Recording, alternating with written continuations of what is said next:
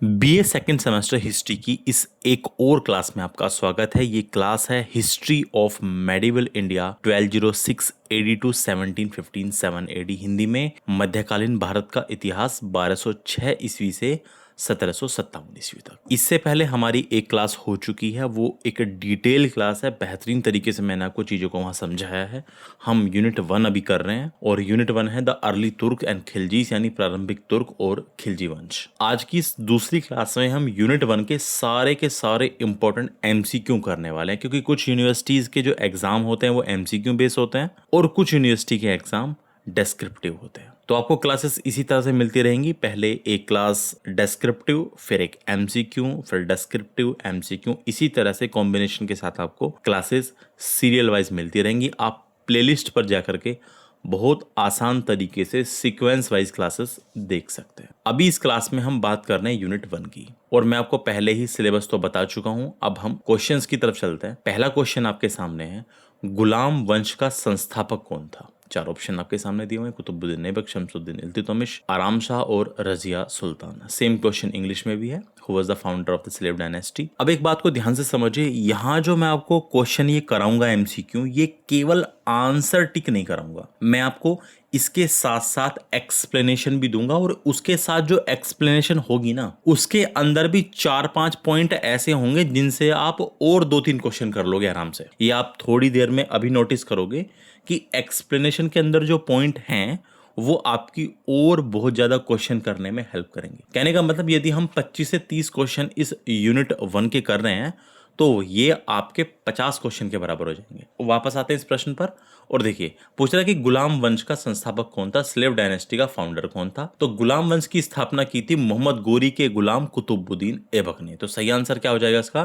कुतुबुद्दीन ऐबक। अब कुछ और चीजों को अच्छे प्रकार से समझते हैं। देखिए, वो जो बात मैं आपको बता रहा हूं, वो जो एक्स्ट्रा फैक्ट्स हैं वो यहाँ पर इस प्रकार है। कुतुबुद्दीन ऐबक ने गुलाम वंश की स्थापना कब की थी? 1206 ईस्वी में। और जैसे ही गुलाम वंश की स्थापना होती है, वहीं से शुरुआत हो जाती है दिल्ली सल्तनत की। इसको दिल्ली सल्तनत क्यों कहा गया? क्योंकि देखिए, चाहे गुलाम वंश हो, गुलाम वंश के बाद फिर खिलजी वंश आया, खिलजी के बाद फिर तुगलक आए, तुगलक के बाद सैयद वंश, और सबसे लास्ट में लोदी वंश। ये पांचों के पांचों इनके राजा कहलाते थे सुल्तान, और सुल्तान जहां शासन कर रहे हैं वही होगी सल्तनत। इसीलिए इसको कहते हैं हम सल्तनत काल या दिल्ली सल्तनत, इन पांचों वंश को। सबसे पहले गुलाम वंश, कुतुबुद्दीन ऐबक ने इसकी स्थापना की। गुलाम वंश के बाद आता है खिलजी वंश, खिलजी के बाद तुगलक, तुगलक के बाद सैयद, और फिर लोदी वंश। और लोदी वंश के शासक इब्राहिम लोदी को 1526 में पानीपत के पहले युद्ध में हराकर बाबर ने स्थापना की, फिर मुगल साम्राज्य की। तो मुगल दिल्ली सल्तनत के बाद शुरू होता है। तो यहां से एक क्वेश्चन भी बन गया कि कुतुबुद्दीन ऐबक ने गुलाम वंश की स्थापना कब की? 1206 में की। ये मोहम्मद गोरी का गुलाम था। मोहम्मद गोरी की मृत्यु के बाद इसने स्वयं को स्वतंत्र शासक घोषित किया। मोहम्मद गोरी के बहुत सारे गुलाम थे, जिनमें से 4 इंपॉर्टेंट गुलाम के नाम मैं आपको बता रहा हूं जो मोहम्मद गोरी के गुलाम थे, जैसे कुतुबुद्दीन ऐबक, एक यलदोज, एक कुबाचा और एक बख्तियार खिलजी। ये काफी इंपॉर्टेंट थे। इनसे संबंधित क्वेश्चन भी आएंगे तो मैं वहां आपको बताऊंगा। इसके अलावा एक प्रश्न और बन सकता है कि कुतुबुद्दीन ऐबक को किस नाम से और जाना जाता है? तो इसको लाख बख्श के नाम से भी जाना जाता है। ऐबक को उसकी उदारता के कारण या उसकी दान करने वाली नीति के कारण लाख बख्श, लाख बख्श का मतलब होता है लाखों का दान करने वाला, कहा जाता था। इसके अलावा कुतुबुद्दीन ऐबक ने दिल्ली में 1199 ईस्वी में कुतुब मीनार का निर्माण कार्य शुरू करवाया। तो यदि प्रश्न आए कि कुतुब मीनार को बनवाना किसने शुरू किया, तो कुतुबुद्दीन ऐबक ने। ये पूरा नहीं करवा पाया था क्योंकि 1210 में कुतुबुद्दीन ऐबक की मृत्यु हो गई थी। बाद में इल्तुतमिश ने इसको पूरा करवाया। इसके अलावा राजस्थान के अजमेर में कुतुबुद्दीन ऐबक ने 2.5 दिन का झोपड़ा नाम की मस्जिद का भी निर्माण कराया। देखिए, क्वेश्चन एक था, अब मैंने यहां से आपको कितने सारे फैक्ट बता दिए, और ये क्वेश्चन भी आए हुए हैं यहां से भी कि 2.5 दिन का झोपड़ा नामक मस्जिद किसने बनवाई। फिर इसके बाद 1210 ईस्वी में चौगान या पोलो खेलते समय घोड़े से गिरने के कारण इसकी मृत्यु हो गई। ये गंभीर रूप से घायल हो गया था और कुछ दिनों बाद इसकी मृत्यु हो गई थी। इसके अलावा एक प्रश्न ये भी आ सकता है कि गुलाम वंश को और किस नाम से जाना जाता है? तो गुलाम वंश को ममलूक वंश के नाम से भी जानते हैं।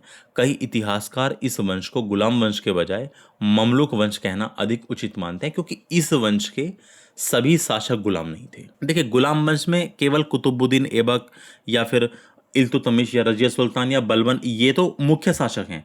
इसके अलावा इन्हें मिलाकर कुल मिलाकर के 11 शासक हुए हैं गुलाम वंश में। तो ये सभी के सभी गुलाम नहीं थे, तो इसलिए इतिहासकार ये कहते हैं कि देखिए इस वंश का नाम ही गुलाम इसलिए पड़ा क्योंकि कुतुबुद्दीन ऐबक मोहम्मद गोरी का गुलाम था। अब ऐबक के बाद इल्तुतमिश बना शासक, तो वो कुतुबुद्दीन ऐबक का गुलाम था। और इसमें हम ये कह सकते हैं एक हद तक कि बलबन दल चालीसा यानी तुर्कान चिहलगानी, जिसकी स्थापना की थी इल्तुतमिश ने, 40 तुर्क सरदारों का एक समूह था जो बनाया था इल्तुतमिश ने, वो उसका एक सदस्य था, तो एक हद तक आप उसको गुलाम मान सकते हो।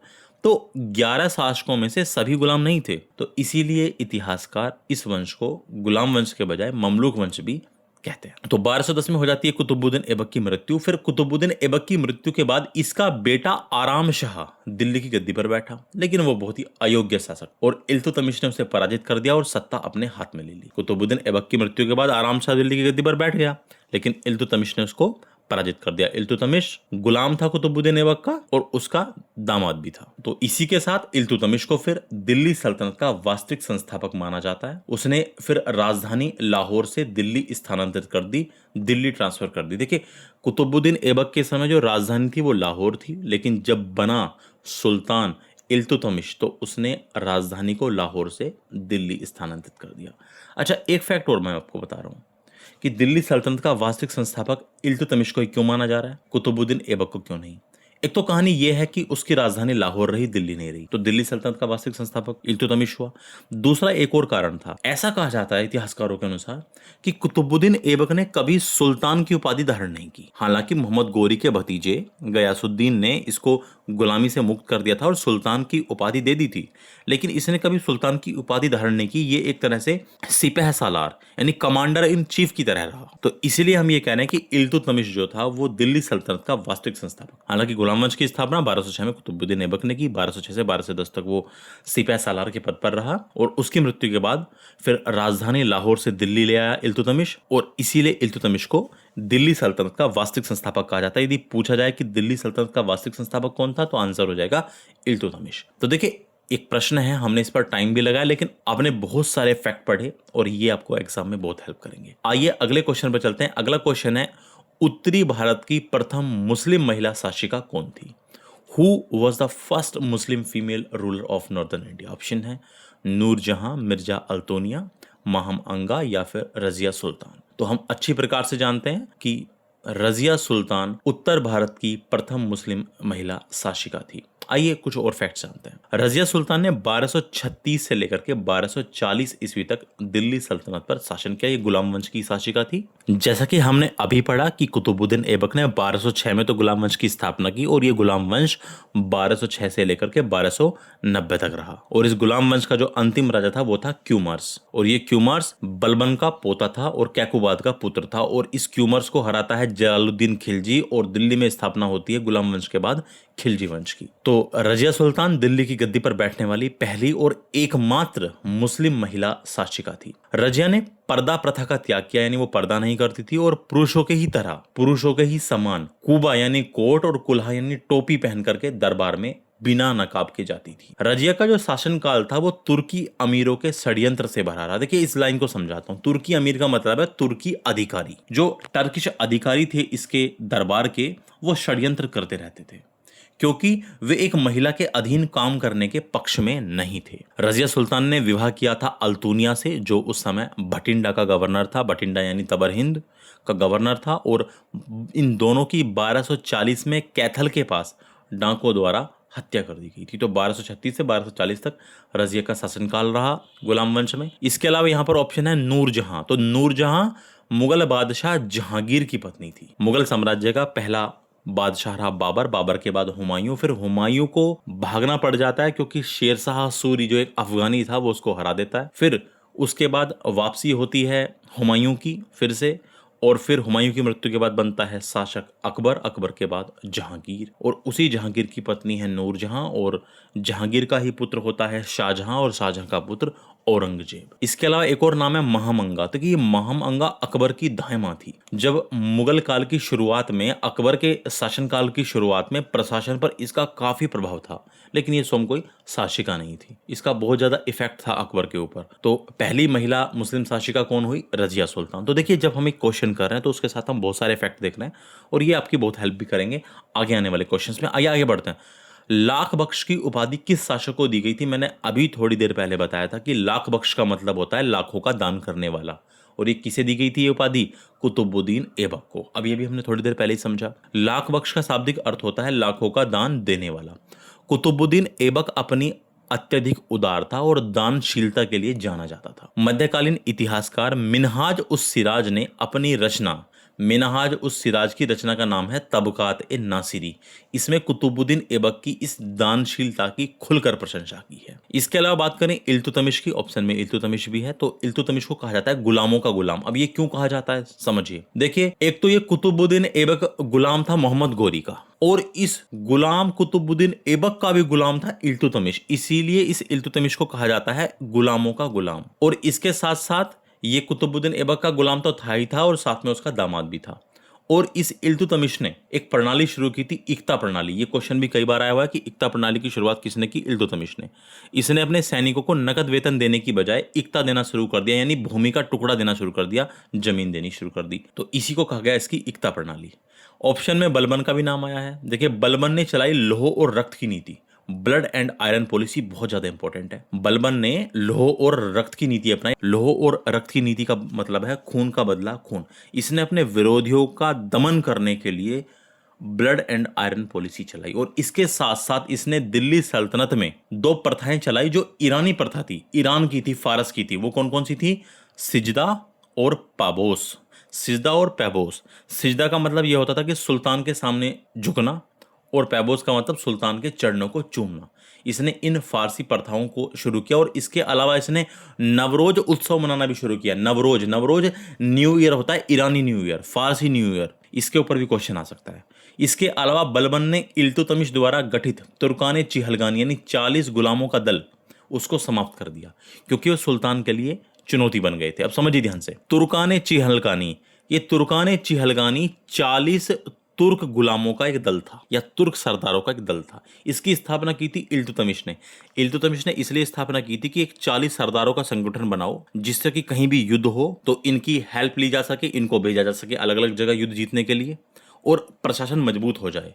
लेकिन होता यह है कि इल्तुतमिश की मृत्यु के बाद ये जो तुर्कान चिहलगानी के 40 गुलाम थे, सरदार थे, इनका शासन में बहुत ज्यादा रोल बढ़ने लगा। ये लोग अब इस बात पर ध्यान देने लगे कि कौन शासक बनेगा कौन नहीं बनेगा। ये राजनीति में हस्तक्षेप करने लगे, और इनका हस्तक्षेप चलने भी लगा। जैसे इनका बहुत बड़ा योगदान था रजिया सुल्तान की हत्या करवाने में, भी माना जाता है कि इन लोगों का बहुत योगदान था। ये इस बात को नहीं देख पा रहे थे कि एक महिला शासिका कैसे प्रशासन चला रही है, ऐसा भी माना जाता। तो तुर्कान चिहलगानी का बहुत ज्यादा हस्तक्षेप बढ़ चुका था प्रशासन में। इसीलिए बलबन जब शासक बना तो उसने सबसे पहले इस तुर्कान चिहलगानी का ही विनाश किया, क्योंकि बलबन खुद इस तुर्कान चिहलगानी का सदस्य हुआ करता था। उसको पता था कि ये लोग किस तरह से प्रशासन में हस्तक्षेप करते हैं। तो यदि प्रश्न आए कि तुर्कान चिहलगानी की स्थापना किसने की, तो आंसर हो जाएगा इल्तुतमिश। और यदि प्रश्न आता है कि तुर्कान चिहलगानी का विनाश किसने किया, तो आंसर हो जाएगा बलबन। और ये क्वेश्चन बहुत नॉर्मल है, आते हैं। अगला क्वेश्चन है, दिल्ली के सुल्तान का पद संभालने से पहले बलबन किस सुल्तान का प्रधानमंत्री था? Before assuming the position of the sultan of Delhi, Balban was the prime minister या वजीर ऑफ विच सुल्तान? तो सही आंसर हो जाएगा नसीरुद्दीन महमूद। आइए इसके बारे में समझते हैं।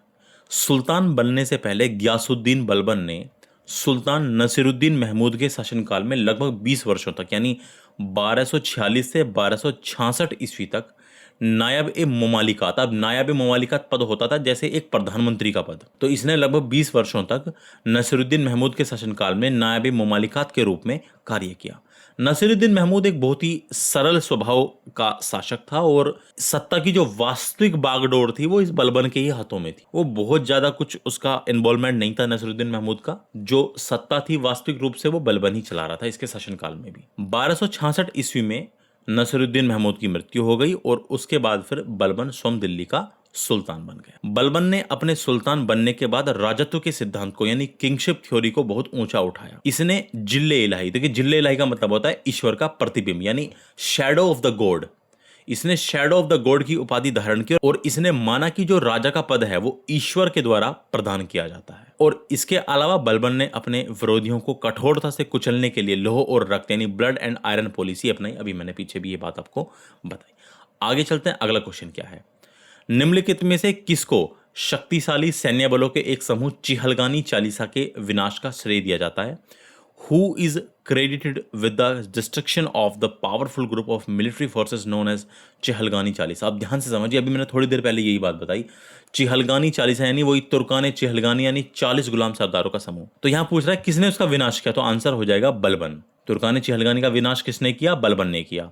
तुर्कान चिहलगानी इसका गठन किया था सुल्तान इल्तुतमिश ने। यह 40 वफादार तुर्की गुलाम अधिकारियों का एक प्रभावशाली समूह था जिसे तुर्कान चिहलगानी या दल चालीसा या चालीसा दल कहा जाता था। इसका उद्देश्य होता था सुल्तान की सत्ता को और मजबूत करना।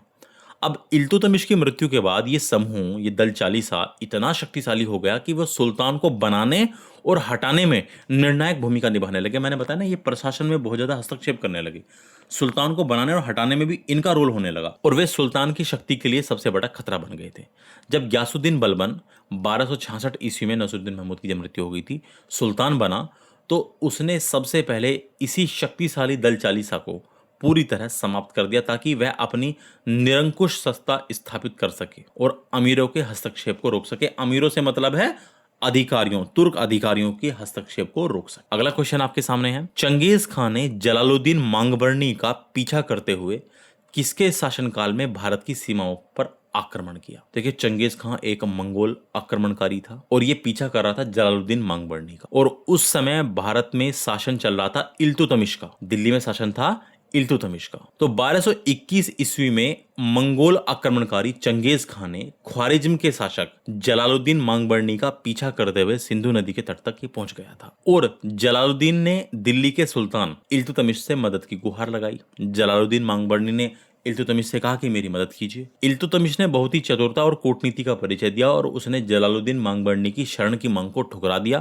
ताकि दिल्ली सल्तनत को चंगेज खां के बड़े आक्रमण से बचाया जा सके। इल्तुतमिश के इस निर्णय से भारत, या कह सकते हैं दिल्ली सल्तनत, एक विनाशकारी मंगोल आक्रमण से बच गया और चंगेज खां सिंधु नदी से ही वापस लौट गया। और मंगोल साम्राज्य उस समय दुनिया की सबसे बड़ी और क्रूर सैन्य शक्ति के रूप में उभर रहा था। ये मंगोल जो थे बहुत भयंकर लूटपाट मचाते थे, जहां भी अटैक करते थे, और इन्होंने मध्य एशिया के ऊपर अटैक बोल दिया था।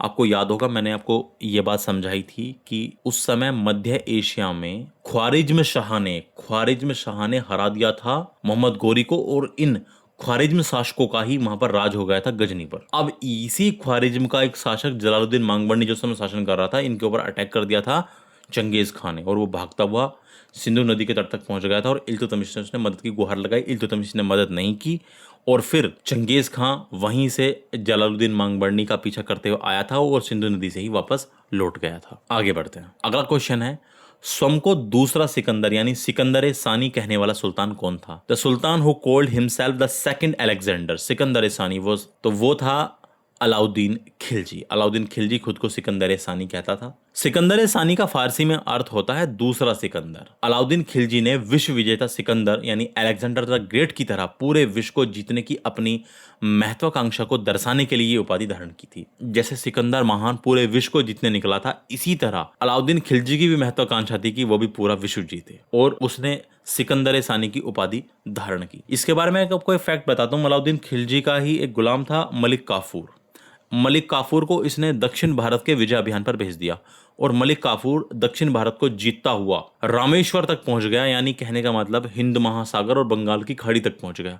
अब वहां उसको सारे में जल ही जल दिखा, पानी ही पानी दिखा, तो उसको लगा कि अलाउद्दीन खिलजी ने तो पूरी दुनिया जीत ली और वहीं से अलाउद्दीन खिलजी की उपाधि पड़ी सिकंदर सानी यानी दूसरा सिकंदर। अलाउद्दीन खिलजी अपने सिक्कों और अभिलेखों पर खुद को इस नाम से अंकित करवाता था, यानी सिकंदर सानी नाम से अंकित करवाता था ताकि उसके साम्राज्य विस्तार और सैन्य शक्ति का प्रभाव जनता और दरबारियों पर बना रहे। इसके अलावा अलाउद्दीन खिलजी ने कुछ महत्वपूर्ण कार्य भी किए, जैसे एक बहुत इंपॉर्टेंट पॉलिसी लेकर के आया, वो थी मार्केट कंट्रोल पॉलिसी, बाजार नियंत्रण नीति। क्वेश्चन कई बार आया, बाजार नियंत्रण नीति लागू करने वाला कौन था?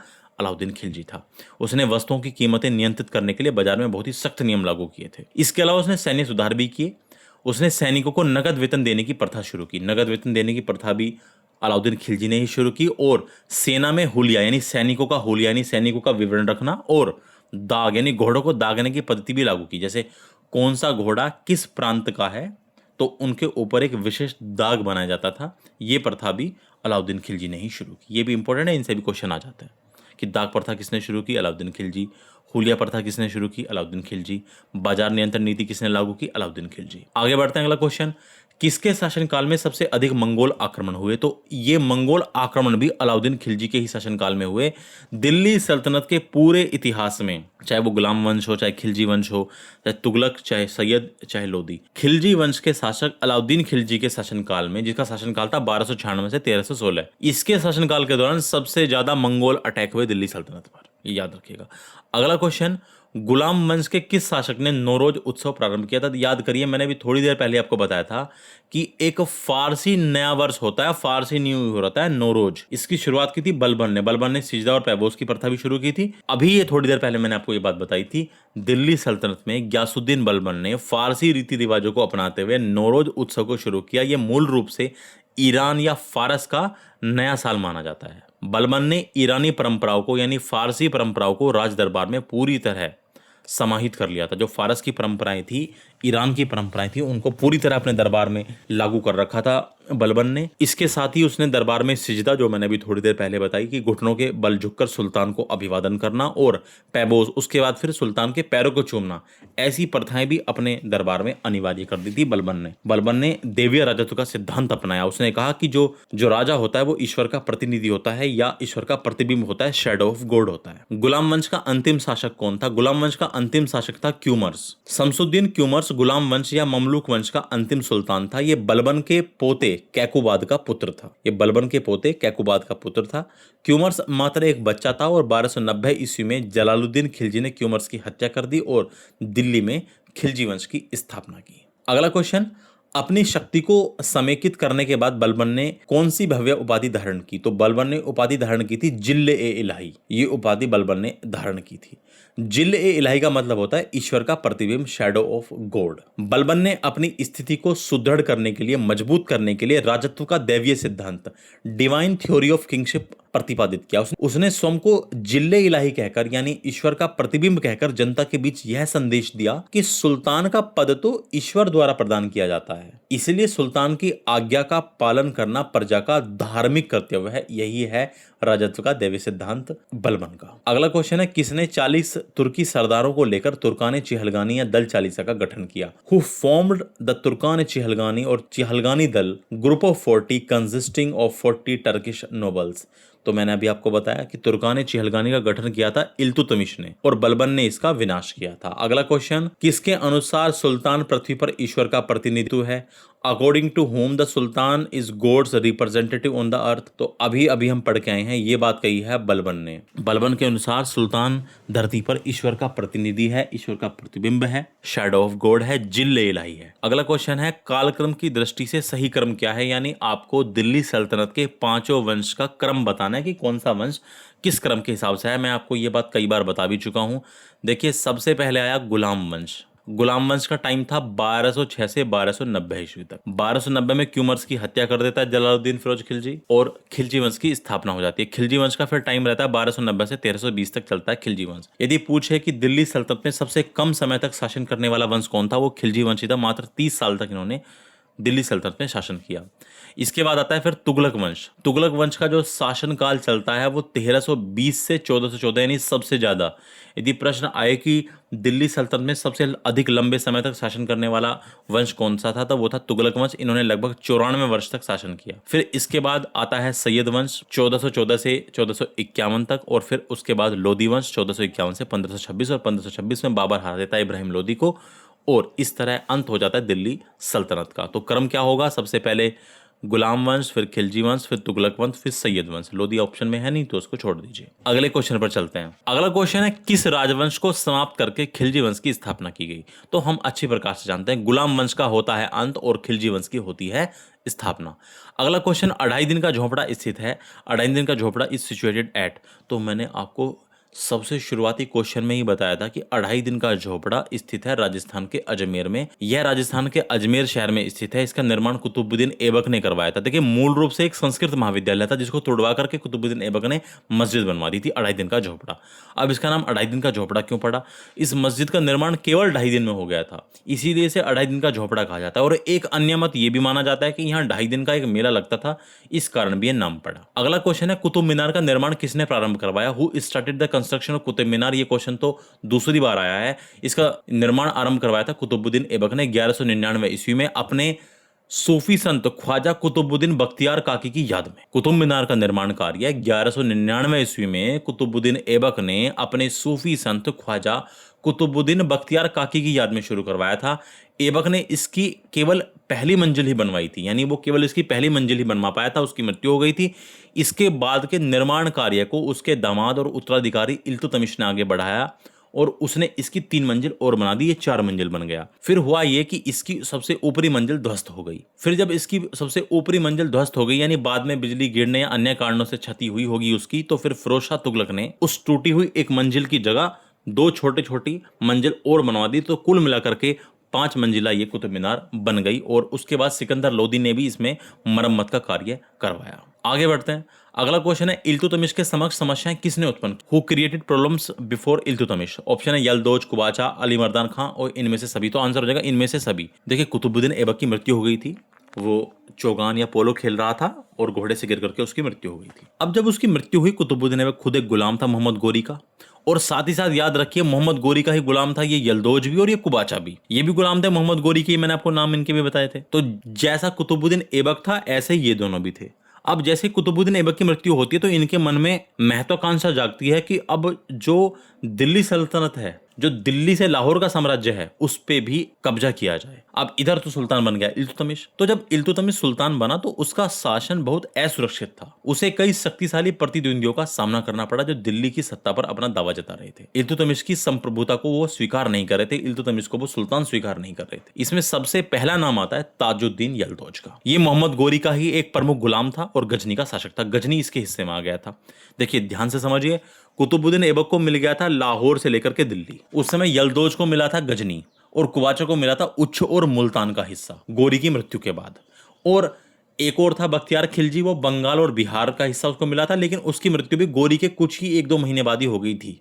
1206 के आसपास ही उसकी भी मृत्यु हो गई थी। तो जब इनको पता चला कि कुतुबुद्दीन ऐबक, जिसको लाहौर से दिल्ली का हिस्सा मिला है, इन्हीं का साथी था वो, तो उसकी मृत्यु के बाद इनके मन में महत्वाकांक्षा जागी और इन्होंने इल्तुतमिश को सुल्तान मानने से इनकार कर दिया और इल्तुतमिश के साथ इनका संघर्ष चलने लगा। तो सबसे पहले बात करते हैं यलदौज की। तो यलदौज गोरी का एक प्रमुख गुलाम था और गजनी का शासक था। वो दिल्ली को गजनी के अधीन मानता था। वो मानता था कि जो दिल्ली है वो गजनी का अधीन है। जैसे मोहम्मद गोरी था तो मेन रूप से गजनी का शासक, लेकिन गोरी ने दिल्ली को जीता तो ये मानता था जैसे गोरी गजनी का शासक था और दिल्ली उसकी थी, तो ऐसे ही मैं गजनी का शासक हूँ, दिल्ली मेरी है। तो इसी वजह से वो इल्तुतमिश के शासन को चुनौती देता था। इल्तुतमिश ने 1215-16 में तराइन के तीसरे युद्ध में उसे पराजित कर दिया यलदौज को। फिर है कुबाचा। ये मुल्तान और उच्च का शासक था। वह भी इल्तुतमिश के स्वतंत्र सुल्तान होने के दावे को नहीं मानता था और उसने पंजाब और लाहौर पर नियंत्रण के लिए इल्तुतमिश के साथ निरंतर यानी लगातार संघर्ष किया। और एक था अली मर्दा खां। यह बंगाल और बिहार का गवर्नर था। इसने दिल्ली से अपनी स्वतंत्रता घोषित कर दी थी और इल्तुतमिश के आदेशों को मानने से मना कर दिया था, जिससे इल्तुतमिश के प्रशासन में बहुत सारी समस्याएं उत्पन्न हो गई थी। तो इन सभी के विरुद्ध इल्तुतमिश को संघर्ष करना पड़ा, इनको पराजित करना पड़ा और इल्तुतमिश ने दिल्ली सल्तनत को स्थिरता प्रदान की और एक स्वतंत्र साम्राज्य के रूप में दिल्ली सल्तनत को स्थापित किया। यह भी एक कारण है कि उसे दिल्ली सल्तनत का वास्तविक संस्थापक भी कहा जाता है। अगला क्वेश्चन है, कुबाचा की मृत्यु कैसे हुई? तो अब यही कुबाचा है जो लगातार संघर्ष कर रहा था इल्तुतमिश से, तो इसकी मृत्यु हुई थी सिंधु नदी में डूबकर।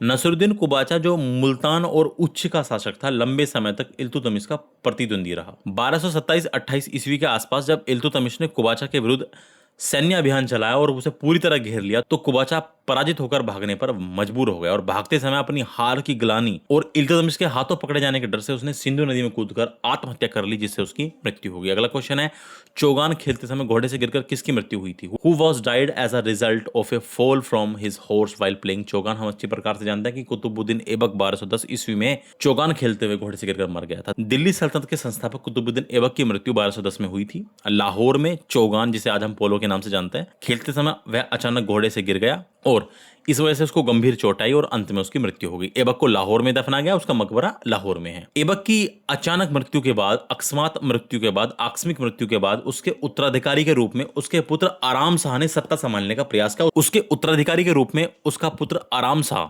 सत्ता संभालने का प्रयास करने लगा, लेकिन इल्तुतमिश ने उसको पराजित कर दिया और गद्दी अपने हाथ में ले ली। अगला क्वेश्चन है, इल्तुतमिश किसका गुलाम था? हम जानते हैं इल्तुतमिश था कुतुबुद्दीन ऐबक का गुलाम, कुतुबुद्दीन मोहम्मद गोरी का गुलाम था। तराइन का दूसरा युद्ध 1192 किसके बीच लड़ा गया? तो तराइन का दूसरा युद्ध लड़ा गया था मोहम्मद गोरी और पृथ्वीराज चौहान के बीच में लड़ा गया था। तराइन का पहला युद्ध 1191 में लड़ा गया था पृथ्वीराज चौहान और मोहम्मद गोरी के बीच, जिसमें पृथ्वीराज की विजय हुई थी, लेकिन पृथ्वीराज की हार हो गई थी 1192 के तराइन के दूसरे युद्ध में। अगला क्वेश्चन है, इल्तुतमिश द्वारा निर्मित अतारकिन का दरवाजा जो अकबर के बुलंद दरवाजे के लिए प्रेरणा का स्रोत बना, वो कहाँ स्थित है? तो वो स्थित है नागौर में। देखिए, अतारकिन का दरवाजा राजस्थान के नागौर जिले में स्थित है। इसका निर्माण दिल्ली सल्तनत के सुल्तान इल्तुतमिश ने करवाया था। ये अपनी वास्तुकला यानी अपने आर्किटेक्चर के लिए फेमस है। कहा जाता है कि मुगल बादशाह अकबर जब अपनी विजय यात्राओं के दौरान यहाँ से गुजरे और उन्होंने इस दरवाजे की भव्यता और वास्तुकला को देखा, इसके आर्किटेक्चर को देखा, तो इससे काफी प्रभावित हुए।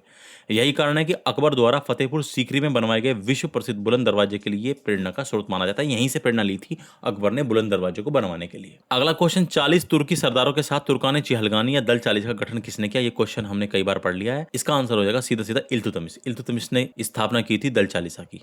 अगला क्वेश्चन, चांदी का सिक्का टंका किसके द्वारा शुरू किया गया? तो आंसर हो जाएगा इल्तुतमिश। इल्तुतमिश ने दिल्ली सल्तनत की अर्थव्यवस्था को मजबूत करने के लिए 2 सिक्के छलवाए।